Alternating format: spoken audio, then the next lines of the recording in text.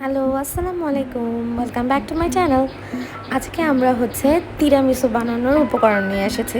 আজকের ভিডিওতে আমি তিরামিসু দেখাবো। ওটা হচ্ছে ম্যারি বিস্কুট, এটা হচ্ছে কফি অ্যান্ড কফিটাকে সুন্দর করে গরম পানি দিয়ে হালকা করে গুলিয়ে নেওয়া হয়েছে। হুইপ ক্রিমটা আমরা বিটার মেশিন দিয়ে ফোম বানিয়ে নিয়েছি।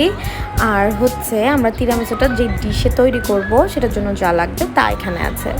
আমরা অ্যাট ফার্স্ট কী করবো, একটা সুন্দর ডিশের মধ্যে যেখানে পরিবেশন করবেন সেখানে মেরিগোল্ড যে বিস্কিটগুলো আছে এরকম করে সুন্দর করে সাজিয়ে নিতে হবে। প্রথমে সাজিয়ে নেওয়ার পরে এটা যাতে পাটি পাটি সুন্দর করে সারিভাবে সাজানো যায়, তাহলেই জিনিসটা একটা বেজ আসবে।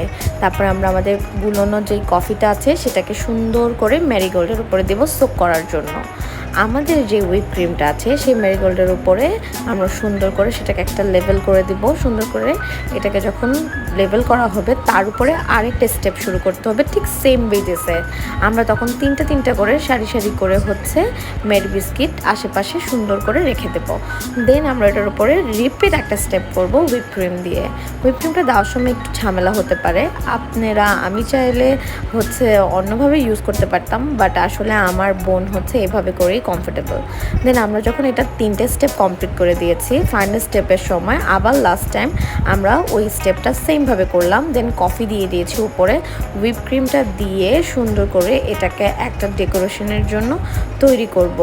দেন আমার বোন সুন্দর করে এটাকে একটা ফিনিশিং দিল কোকোয়া পাউডার আর হালকা কফি পাউডারের ফ্লেভার নিয়ে। উপরে একটা যেটাকে আমরা চালনি বলি, ওরকম একটা চালনি দিয়ে সুন্দর করে কোকো পাউডারটা ব্লেন্ড করলো আর উপরে স্প্রেড করে দিল পাউডারটা যাতে সুন্দর করে বসে। তারপরে এটা যখন হয়ে যাবে তখন আমাদেরকে করতে হবে লাস্ট ফিনিশিংয়ের জন্য এটাকে একটু সুন্দর করে ঝেড়ে দিতে হবে, তাহলে কোকো পাউডারটা এক জায়গায় কম এক জায়গায় বেশি হবে না। লাস্টে আমি এইভাবে করে একটা ডিশের মধ্যে পরিবেশন করে। Thanks to watching my video, like and comment. Thank you.